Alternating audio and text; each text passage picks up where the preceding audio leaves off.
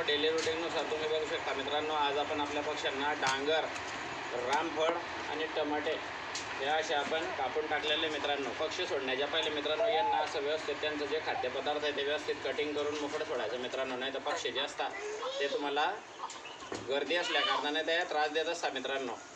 तुम्ही अशा हिरव्या चाऱ्याद्वारे मित्रांनो अथवा पडीत जे मार्केटला जे काही फळं असतात मित्रांनो, या फळांद्वारे तुम्ही तुमचा फीड मॅनेजमेंटचा जो खर्च आहे मित्रांनो, तो खर्च तुम्ही अशा प्रकारे वाचवू शकता. आणि त्यानंतर तुमच्या पक्ष्यांची जी काही इम्युनिटी असते मित्रांनो ती अशी तुम्ही वाढवू शकता मित्रांनो.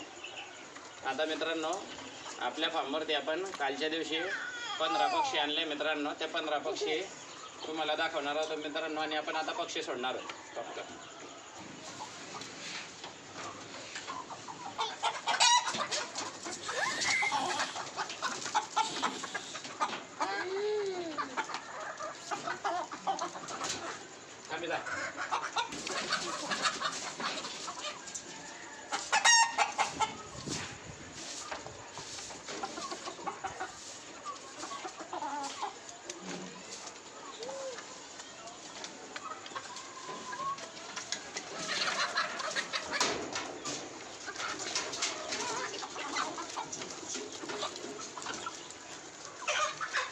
ते जराशे शूटिंग गेम यांना बाहेर दाखवते. तिकडेच घे कॅमेरा, इकडे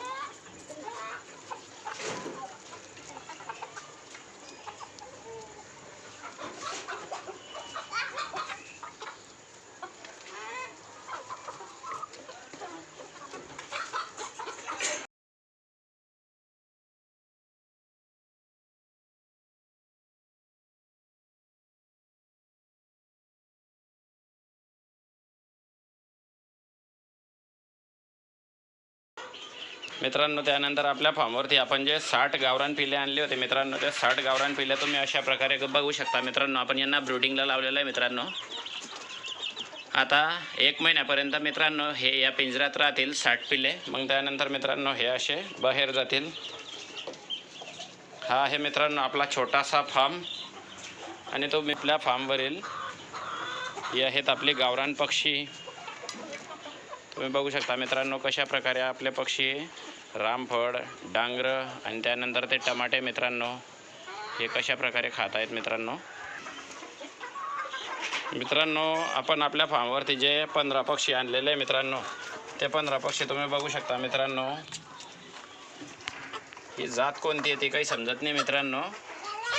पण विषय असा आहे की समोरच्या व्यक्तीने पाळण्यासाठी घेतलेले होते मित्रांनो. आणि त्यांचं काही व्यवस्थित संगोपन अथवा नियोजन नव्हतं मित्रांनो पाळण्याचं. त्यांचे हाल होत होते. त्यानिमित्ताने मित्रांनो आपण आणले आणि त्यांना आता आपण आपल्या फार्मवर तयार करत आहोत मित्रांनो.